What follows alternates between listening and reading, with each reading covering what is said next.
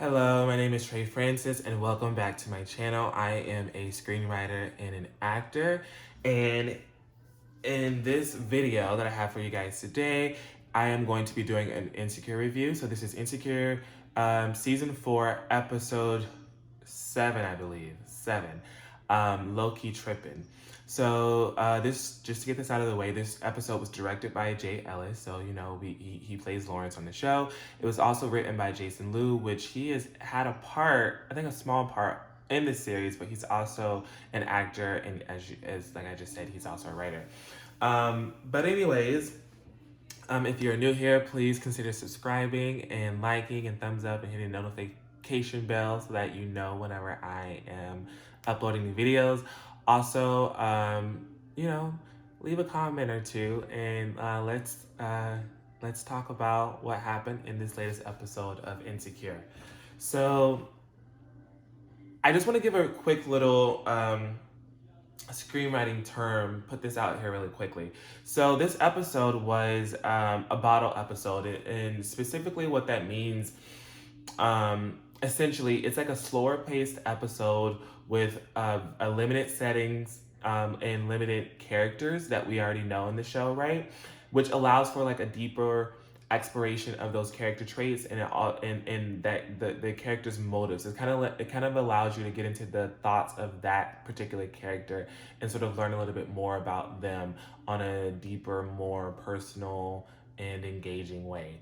So that's what this episode was. 'Cause I remember, I guess last week after the last episode, we found out that this was going to be a bottle episode, and so people was like, I don't want a whole episode with Molly.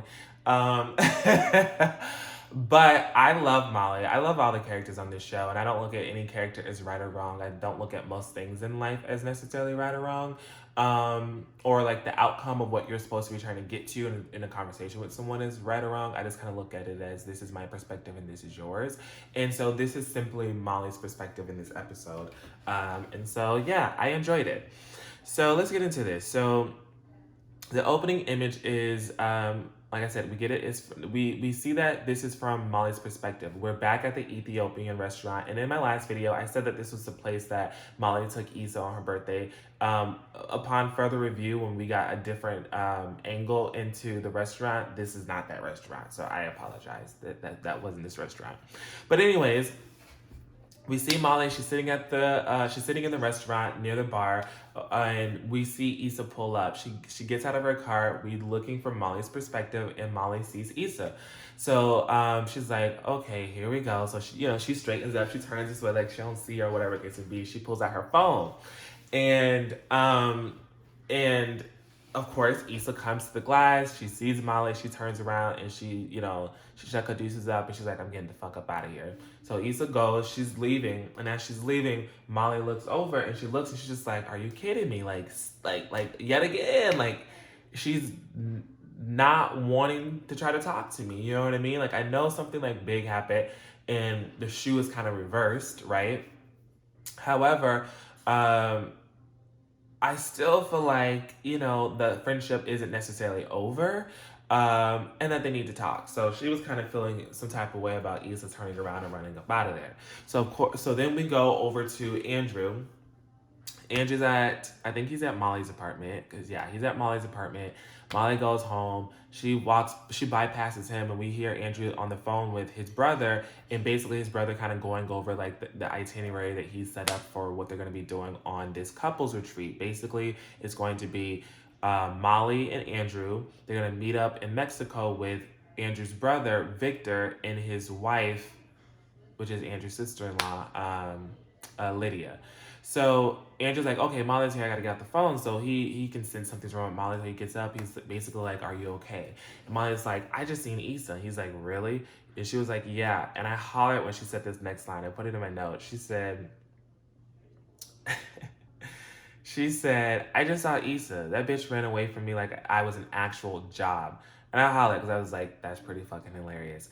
But that can sort of categorize me because I don't like to keep a 9-to-5, like in the traditional sense, because I am a creative. So I get it. Issa's also a creative. So a lot of times we get that sort of stigma of not and I'm not talking about Issa, the real character. We know the real person. We know she's a creative, but even in the show, Issa is a creative. Like with this, she created this whole block party and stuff like this. That's more of a left. That's more of a right brain type of person, right? A creative type of person. So, anyways, so she says that, and he was like, well, are you going to reach out to her? And Molly says no. Molly tells Andrew no. It's Issa's fault. And Andrew kind of makes a face like he didn't necessarily agree with it, but he's not going to he's not going to harp on it. This is how Molly feels about the situation, so he'll let her have it. So then they start talking about the trip to Mexico and how they're not going to talk about Issa. Like, Issa's not going to be on this Mexico trip with us. There's no reason for us to talk about her. Let's just do us and have a good time, right? So then Molly, they're sitting on the bed. He's like, all hugged up on each other. And Molly gets a message from work basically saying that she has to go in for a meeting before her flight. Which I thought in that moment when she said it, Andrew took it pretty well. Before when they were they were on that date that Molly initially was going to blow him off for, but then she showed up, right? She made time for him. He was kind of confused about where he fit into her schedule. And I just wanted to pause real quick just to comment on this, just because I feel like a lot of times, certain people, and more than likely women in relationships, so if you're in a heterosexual relationship, right, women, but then also sometimes in other relationships as well, the woman has to sort of, I've heard countless times, no matter what job position this woman has, she can make a bunch of money, right? No matter what title, no matter what job position, no matter what amount of money she's bringing into this relationship, she always has to somewhat give up, sacrifice her career and her goals to be in a relationship. And I'm glad that that's not what Molly's about, because that's not what I'm about. I'm very much so, I love love. I call myself a hopeful romantic. I very much so love love. I want to be in love one day. I want to be in a committed, faithful, loving, beautiful, wonderful relationship one day, right? I do. I'm a true romantic at heart. However, I don't want me having a romantic partner, right, in a relationship, make me have to knock my hustle over here. You know what I mean? Like I can't be over here focusing on my career and wanting to be the best actor and the best writer that I can be. You know what I mean? Like I don't want to have to do that. That's just not plausible for me. It's just it just would be a problem. So I'm glad that in this instance it seems like he's understanding of the sort of the I want to say corporate structure of Molly's job and like the demand of Molly's job, I guess I should say, and understanding that sometimes things like this will arise, but I'm gonna make it, right? So Molly goes into work. It's literally a quick scene, not really much there. Essentially, we find out that her assistant, I guess, did not notify her in time about this. And so she kind of got on her, and then we moved on. So then, Andrew is at the airport. Molly's rushing through. She's looking for him, or whatever case may be. She finds him, and she just barely makes it. And they get on the plane. And when they get on the plane, you see Andrew. He's ordering for the both of them. He knows what type of drink that Molly likes. He knows that she likes the type of blanket. He's like, here, bring us a blanket. She's cold on this plane, He knows that she likes the organic, chips or whatever. So he's ordering these things to really make her feel comfortable on the plane. And I really love this just because I feel like I love to see someone who is oftentimes deemed as strong being taken care of, because I'm that type of person. I am deemed as a strong personality, an outgoing person, a person who is very social and yada, yada, yada. And so oftentimes, and I've had this conversation, we've had this discussion in one of my previous videos where I was saying how you always have to make sure, and we've heard this, but make sure you check on your strong, quote unquote, friend. Make sure, you know what I mean? And so for him, I love to just see that even though Molly still possesses her strong, very, very strong personality, she's vocal, she's opinionated, right? She still is a boss at work. Like, at the end of the day, her man still knows how to take care of her. I love that, because that's what I want in a relationship. I think Andrew's a solid guy so far. Um, so yeah, that was my little thing about relationships dynamics. And I was like, falling back looks good on Molly. You know what I mean? Falling back, kind of taking a step back, that looks good on Molly because I'm the same way. And I think Molly is learning how to be this. Like, you don't have to be everything and all things in all areas of your life. Like I said, I'm this type of way outside when I'm not in a relationship, and when I'm in a relationship, I'm still those things, but not when I'm with my person. Because I can get labeled anal. I can get labeled very like, but it's for certain things, because I still have my creative right side brain, but it's just for certain things. I'm just like, like, you know. But when it's just me and like, I just want to be and just not have to worry about taking care of everything. Like, can someone else do that? Because I take care of a lot of other in my life. So I just wanted to make that point. But anyways, so as they're on the plane, the person brings back the stuff that Andrew requested. They meet this lady that's on a plane where she's talking about how she's just now getting out of a 25-year marriage, and that basically that she lost all those years of her life, which I ain't gonna lie, I would feel the same way. That's a long ass time. And then we gonna break up now? No, ma'am. And that she's basically on day 3 of like kind of finding herself and rediscovering herself after being in such a long relationship. So I'm here for that type of stuff, but she has like a emotional like breakdown, and she runs off to go to the bathroom. Fuck that dude. So then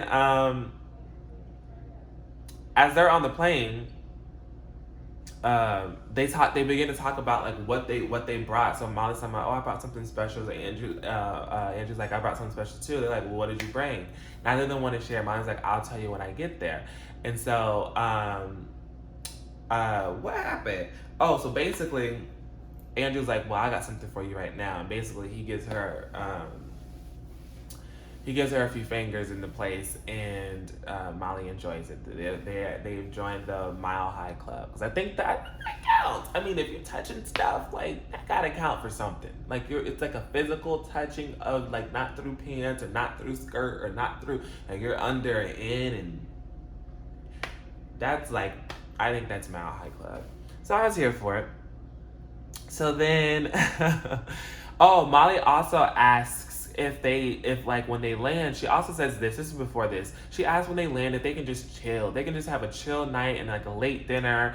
And Andrew kind of says that he likes that his brother took care of everything, and that it means a lot to his brother to have them sort of join in on this like itinerary that he's set up. Which I have a fan group where we're very much to the book like that too. Like, we will literally set up what we want to do. Now, of course, we leave room for like, okay, I'm just tired right now. Like, we went out last night, we stayed out and stayed up all last night, you know, flirting and drinking and this and that, dancing. I'm tired.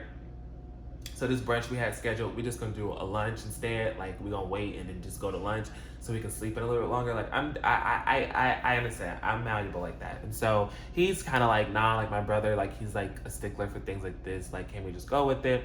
And Molly says, you know what, you're right. Like, I don't want your brother to think that I'm coming in trying to take over or ruin his plans. Which was like, yes, like still growth from Molly. That's what I'm saying. Like, people are trying to denounce Molly, but I feel like there's ways in which Molly is definitely growing, which I appreciate.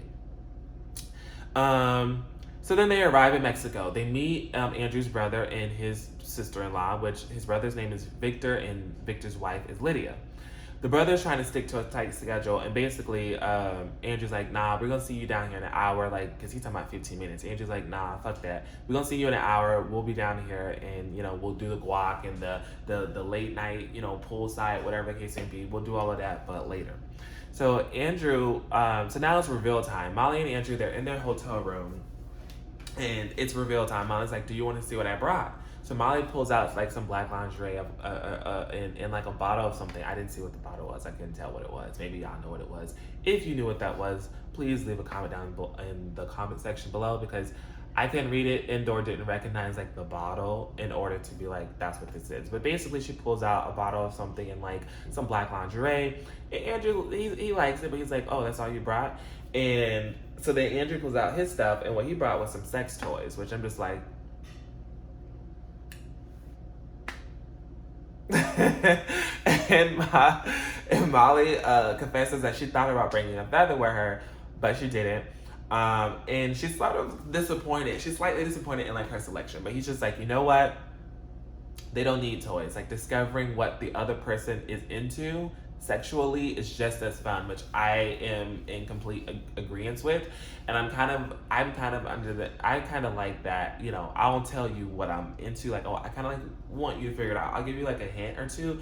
And I'm just letting know basically what Molly suggested and what he suggested is things that I like. So anyways, so so then Molly says, oh, yeah, so then Andrew's like, yeah, like, you know, discovering what each other are into, that's just as fun. So Molly likes that they could have been caught on the plane, right? Because he's like, oh, so you like an audience. She's like, no, not necessarily an audience, but I like that we could have been caught, right? The thrill, the adventure of it all, right? And Andrew's like, well, I like when you take charge. So Molly comes up, they start to kiss. And I'm just like, I agree with that. I agree with both of those things. I like both of those scenarios. Almost getting caught and then also somebody taking charge. So anyways, Molly whispers in his ear that she'd like him to fuck her on the balcony. I was just like, we have a lot of things in common.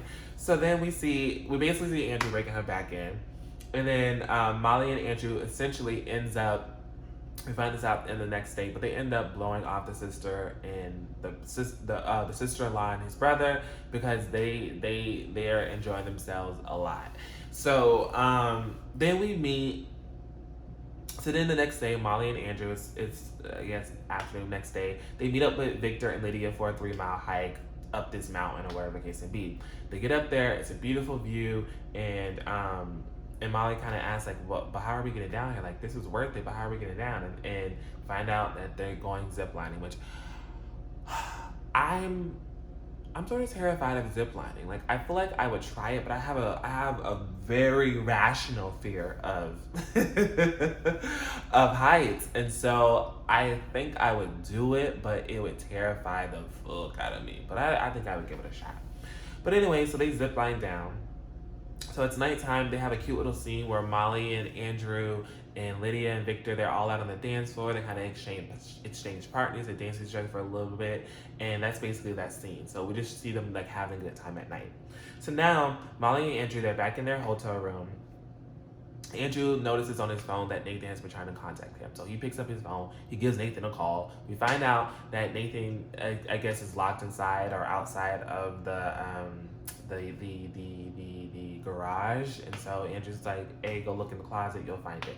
But while he's on the phone with him, before he can hang up, we hear Issa in the background. So Issa's over at Andrew's place with Nathan. So they hang up, and Molly's just like, oh. So Issa just ran back over to Nathan, like nothing happened, you know what I mean? But then she's like, you know what? That makes sense. That tracks because Issa she likes things messy. She likes things that are problematic. Things can't be easy for Issa. Which, when Molly says that, that can come off as hating, but I want people to realize from watching this show, that is what you pick up. You pick up that Issa enjoys. I don't want to say like we're saying the word messy because that's what we use, but Issa, for some reason, there's something in Issa that things just can't be simple. That things just can't be simple. Things have to be complicated. That is a part of Issa's makeup as a human being. At least right now in her life, she's very fine with complicating things. Like, that is a fact. Like, that is a fact.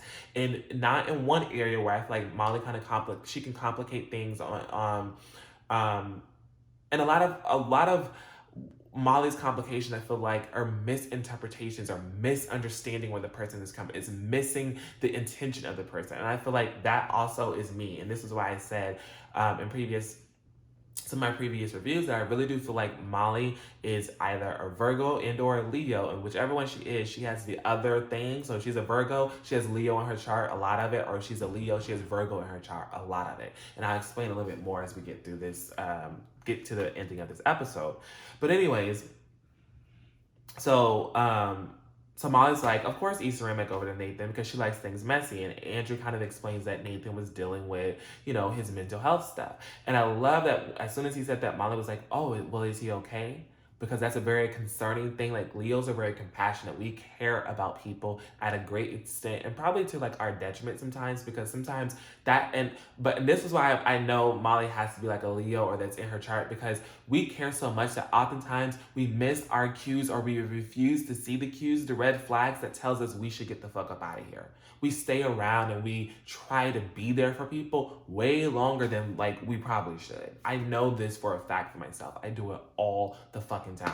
So that's why I think that's in her chart. But anyways, so yeah, Andrew explains that Nathan has been dealing with some mental health stuff, and Molly's like, oh, is he okay? And then she even has concern for Issa. She's like, oh, and does Issa know? Like, does Issa know this? And which I was like, see, she's still a friend, still a friend. And Andrew says that's between them, but he reminds Molly, hey, Issa's not on this trip. Like, let's not, And at this point, it's very late night, and Molly comes out in the lingerie that she brought, the lingerie set that she brought. And basically, she comes over, she mounts Andrew, she pushes him down on the bed, she blindfolds him, which I was like, okay. And she ties him up, she with some ropes. And I was like, this all sounds. So anyways, so she blindfolds him, and she basically tells him, I know you want this, but before you get any of this, you gotta eat this cake. So she sit on his face.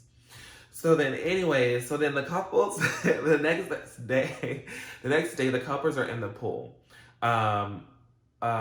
We don't see Victor at this point, but we see Lydia, we see Andrew, and we see Molly in the pool. I believe Victor was off getting some drinks or whatever the case may be. He was at the bar. So I need my iPad to stop zooming up. That's why I'm taking these breaks. So Lydia asked Andrew if he knew that his brother Victor invited their sister. Remember before when Molly sort of was trying to inquire about the sister, Andrew kind of got upset and kind of stormed off, whatever the case may be. So we see Andrew sort of uncomfortable with this topic of his sister. Like, even with hearing Lydia talk about it, he's sort of like, and he's just like, why? Because like, why did he try to invite her? She never shows up to these type of things. And we find out that she lives in Seattle and that she works at a sandwich shop because she got a sandwich there and she liked it, and so she wanted to work there. So Andrew, like I said, he looks uncomfortable talking about his sister. So then some random guy, before like they can get more into the conversation, some random guy, he swims by, and some of the water from the pool gets in Lydia's eye. So she goes off to get her a towel. So Molly goes to the stand, and there's this white couple in front of her, and they ask for a towel. The lady just gives them one, right? So Molly comes up, hey, I need a towel too. The lady says, oh, I can't give you a towel unless you have your key card. And Molly was just like, but I was just in the pool. I'm literally like staying at this hotel. Can you just give me a towel? Like, I don't have that in my swimsuit pocket that, there's no, and the attendant basically says that if she don't have her key card, like, there's nothing she can do about it. So then Molly was like, but what about that white couple that was in front of me that you just handed the key to, or you just handed the towels to without asking them for their key card? And the lady want to be like, oh, well, I don't know what you're accusing me of. And it's just like, give me the towel. Give me the towel. So Molly's just like, if you don't give me the towel, like, what is the problem, sis? So then the attendant gonna go, oh, if you don't calm down, then I'm gonna have to get my manager. And I would have been like, well, get him, sis. Get him. Because at this point, you know what I mean? Like, you're not gonna do something to me that you didn't do to other people. I swear you're not gonna make me feel different from other people. Especially if I catch you on the shit, I'm gonna call you out on it. So that's just fact. But anyways, so before Molly could respond about her stupid stuff, talking about, oh, I'm gonna call the manager, Andrew's brother, Victor, tired ass Victor, that's his name for the rest of this video, as a matter of fact, tired Victor, comes up and shows the lady his room key, the attendant, and so she goes to hand the towel to Victor, who didn't even ask for one. So Molly snatches the towel from homegirl and she walks off. So now, as they get back to the pool, Molly hands the towel to Lydia, and Andrew can see that she's obviously upset, right? So Andrew says, like, are you okay? And Molly's like, just some typical bullshit. And Victor goes, the towel lady was just being intense about her job. And Molly's like, "Well, in a selectively racist way? Like, what do you mean she was just being intense about her job?" And so Lydia was like, "Oh no." Lydia was like, "Oh no." And Molly asked Victor if he saw how easily the attendant gave the white couple their towels without question. You know what I mean? Like, she didn't ask to see their card, so why me? And he says, yeah. And he asked her if she really thinks it was about race. And I wrote in my notes, I said, you can never ask me this, because at this point, I know what it is. Like, I was born in brown skin. Since, I've been in this brown skin. I've lived in this brown skin since the day I was born.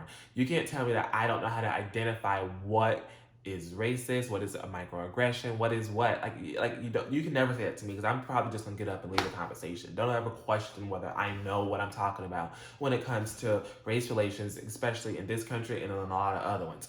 But anyways, and I wrote in my notes, I said, most Black people, we experience microaggressions on a daily basis. People are like, on a daily basis. Like, we don't have days off from experiencing microaggressions and/or overt, covert racism. Like, it's a daily basis for us. We never get time off from this shit. It's a daily basis. So we know what the fuck we're talking about. But anyways, so Molly asked him, what the fuck are you saying? And tired as Victor gonna respond, talking about, well, she was just doing her job and her manager could get upset with her for not checking. But I'm like, your point doesn't make sense if he didn't check with the other couple, the couple that didn't have brown skin. Like, if she in check with, if she in check with them, why would she check with me? Like, what are you getting at? Like, that still doesn't read. That still doesn't track, So, I wrote in my notes, I said, so then check that shit out with everybody. Don't be selective with me, because I will selectively get you together. So anyways, tired Victor continues on with his devil's advocate BS, talking about Molly's making her life harder by assuming. So Andrew then curses him out basically in their language, and he tells him to drop it. So tired Victor goes on to say, you have to know when to pick your battles. And Molly is like, she said something that was very important to me, because I've had this conversation with others too. She said, that's easy for you to say. Y'all only see yourselves as people of color when it benefits you, which is why I personally don't really agree with putting Black people in with the term people of color. I just don't like it. Like, I just don't. There's something about it that doesn't, it almost is offensive at this point. It really is. And that's just my personal opinion about it, but whatever. So they all kind of be like, after she said that, they were all kind of like, wait, what, whatever the case may be. And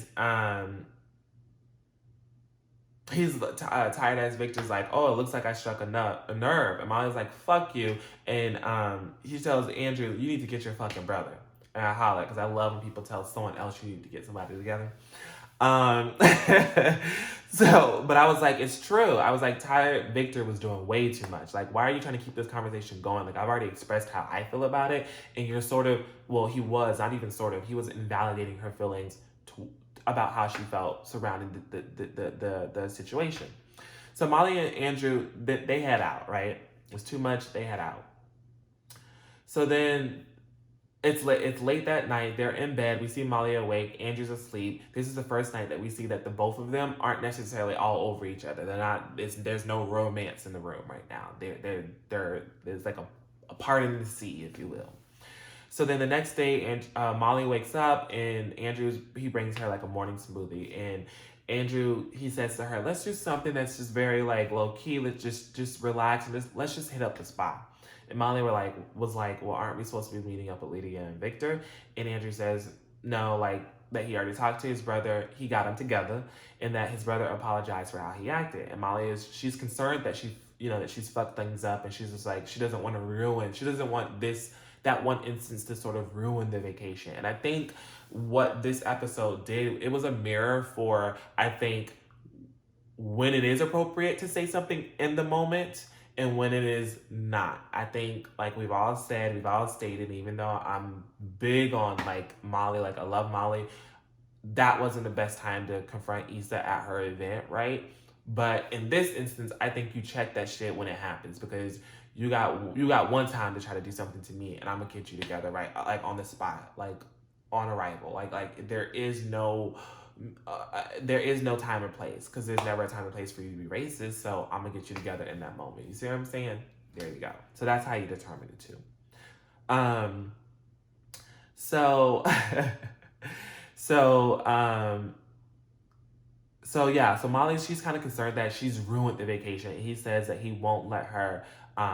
He's not gonna let Molly fester. Like they're gonna have it, enjoy themselves, a relaxing day. They're gonna go to the spa. They're gonna get some food. They're gonna enjoy themselves, and he's not gonna let Molly sit and and pity herself, so to speak. And I love that. I love that because it's showing that he cares. It's showing that he understands how Molly reacts to things, and he kind of wants to get her and remove her from that headspace and just like, let's just go and chill and do something together where we're away from what kind of causes the situation, so there isn't any passive aggressiveness going on, and we can just chill and do us. So I like that. Like I said, again, taking care of, understanding the person that you're with, right? Understanding the person that you're with and bringing value in whatever way you can. And I think Andrew brings a great deal of value in sort of talking Molly off of the ledge, if so to speak. You know what I mean?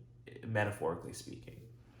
So, so then we see Molly. She's on the beach, and she's wearing this sickening yellow swimsuit. And the shots in this scene are absolutely beautiful, absolutely stunning. I could watch that scene like over and over and over and over. Not only for how beautiful it was shot and how beautiful Molly looked and everything like that, but then also the conversation that proceeds, or the dialogue that proceeds.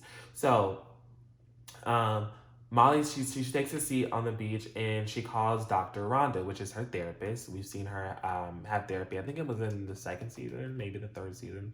We saw her going to therapy, and so she leaves her a voicemail because she doesn't answer. And she basically says she's seeing if she can set up an appointment as soon as possible because she's been having trouble letting things go. And remember what I was talking about earlier when I was saying Virgo Leo sort of thing, and about how much Molly cares about stuff? To me, that is very Leo, and it's very much so. The reason why it's hard for us to let things go is because we care too much. Like, it's hard for us not to care too much. And I've had to learn how to sort of discern, if you will, when is the appropriate time to care too much and when it's not. And it's very difficult for me because I'm just overly caring. I overly want you to succeed. I overly want what's best for you. I overly want you not to be a fuck up. I overly want you, you know what I mean? That is just the personality trait of a Leo. And so I feel like that's in her chart. And that is why she's having such a difficult time letting go, because she actually does care.